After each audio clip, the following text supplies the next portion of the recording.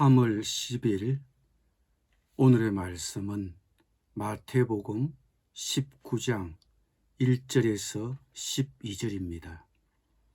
예수께서 이 말씀을 마치시고 갈릴리를 떠나 요단강 건너 유대 지경에 이르시니 큰 무리가 따르거늘 예수께서 거기서 그들의 병을 고치시더라. 바리새인들이 예수께 나와 그를 시험하여 이르되 사람이 어떤 이유가 있으면 그 아내를 버리는 것이 옳으니까? 예수께서 대답하여 이르시되 사람을 지으시니가 본래 그들을 남자와 여자로 지으시고 말씀하시기를 그러므로 사람이 그 부모를 떠나서 아내에게 합하여 그 둘이 한 몸이 될지니라 하신 것을 읽지 못하였느냐.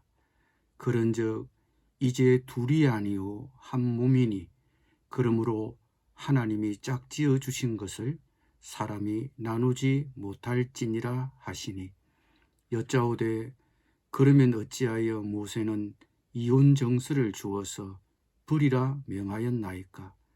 예수께서 이르시되 모세가 너희 마음의 완악함 때문에 아내 버림을 허락하였거니와 본래는 그렇지 아니하니라. 내가 너희에게 말하노니 누구든지 엄행한 이유 외에 아내를 버리고 다른 데 장가 드는 자는 간음함이니라. 제자들이 이르되 만일 사람이 아내에게 이같이 할진대 장가들지 않는 것이 좋겠나이다. 예수께서 이르시되 사람마다 이 말을 받지 못하고 오직 타고난 자라야 할지니라. 어머니의 태로부터 된 고자도 있고 사람이 만든 고자도 있고 천국을 위하여 스스로 된 고자도 있도다. 이 말을 받을 만한 자는 받을지어다. 아멘.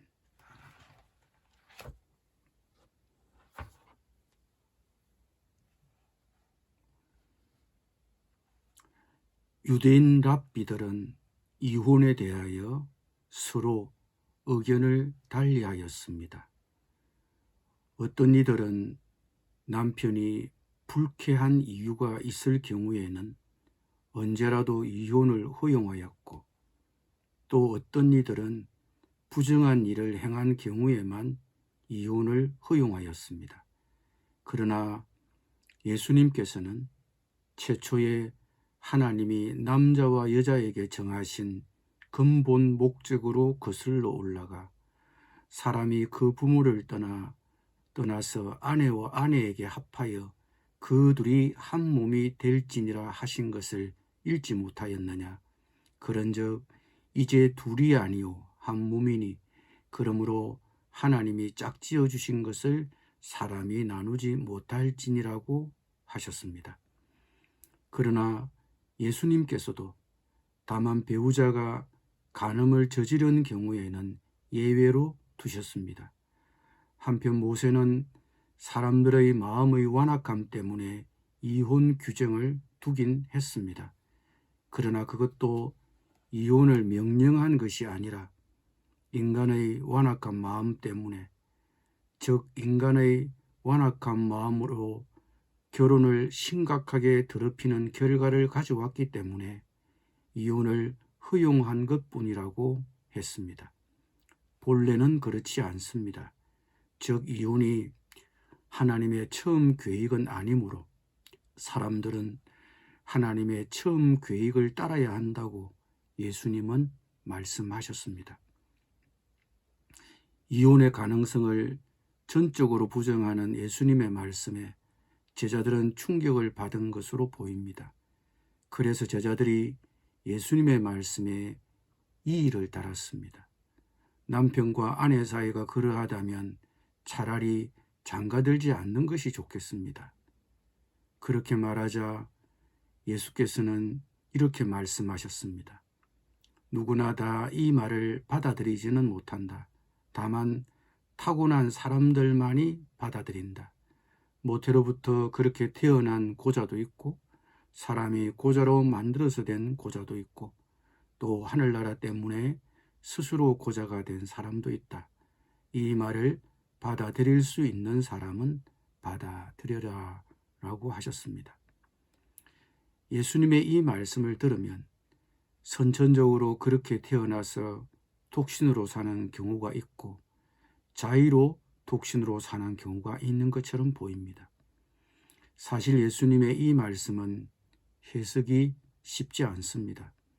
결혼을 하나님의 창조 질서로 언급하신 예수님이 독신을 더 바람직한 것으로 추천하셨을 것 같지는 않기 때문입니다. 어쩌면 예수님의 말씀은 독신은 일반적인 경우가 아니라 하나님의 허락을 받은 자들만이 받아들일 수 있는 제한적인 경우로 보입니다. 독신은 지극히 예외적인 경우에 한정한다는 것입니다. 이렇게 볼 때 결혼을 하든 독신으로 살든 모두가 하나님께 받게 되는 선물임을 알 수 있습니다. 바울도 혼인에 대하여 언급하면서 저는 모든 사람이 다 저와 같이 되기를 바랍니다. 그러나 각 사람은 하나님께로부터 받은 은사가 있어서 이 사람은 이러하고 저 사람은 저러합니다. 라고 하셨습니다. 유진 피터슨의 더 메시지에서 이 부분을 그는 개인적으로 이렇게 번역했습니다. 누구나 다 결혼 생활을 할 만큼 성숙한 것은 아니다. 결혼해서 살려면 어느 정도 자질과 은혜가 필요하다. 결혼은 모든 사람을 위한 것이 아니다. 나면서부터 결혼에 일절 관심이 없는 사람도 있다. 청혼을 받지 않거나 청혼에 응하지 않는 사람도 있다. 그런가 하면 하나님 나라를 위해 결혼하지 않기로 결심하는 사람도 있다. 그러나 너희가 성숙하여 결혼의 큰 뜻에 이룰 수 있겠거든 그렇게 하여라 라고 번역했습니다. 이 번역이 조금 더 넓은 해석이 아닐까 여겨집니다. 이렇게 본다면 오늘 혼인에 대한 예수님의 말씀을 이렇게 요약할 수 있을 듯 합니다. 결혼은 한 남자와 한 여자 사이의 신성하고 항구적인 결합입니다. 그러므로 최초에 하나님이 남자와 여자에게 정하신 근본 목적, 사람이 그 부모를 떠나서 아내에게 합하여 그 둘이 한 몸이 될지니라는 말씀에 우리는 충실해야 합니다. 이혼의 외외적인 규정이 있긴 하지만 그것도 하나님의 처음 계획은 아니므로 사람들은 하나님의 처음 계획을 따라야 합니다. 하나님은 결혼을 깰 수 없는 것으로 계획하셨습니다. 그러므로 서로 떠날 이유를 찾는 대신 남편과 아내는 어떻게 평생을 함께 할지에 집중해야 하는 것입니다. 그렇다고 하나님이 모든 사람이 결혼하길 원하신다고 생각하지는 마십시오. 어떤 사람에게는 독신 생활이 더 좋을 수도 있습니다. 그렇다고 예수님이 결혼이 불편하고 우리의 자유를 빼앗으니 결혼하지 말라고 하신 것은 아닙니다. 독신으로 살면 그들의 시간과 자유를 하나님을 위해 더 잘 섬길 수도 있기 때문에 독신 생활이 더 좋을 수도 있다는 것입니다.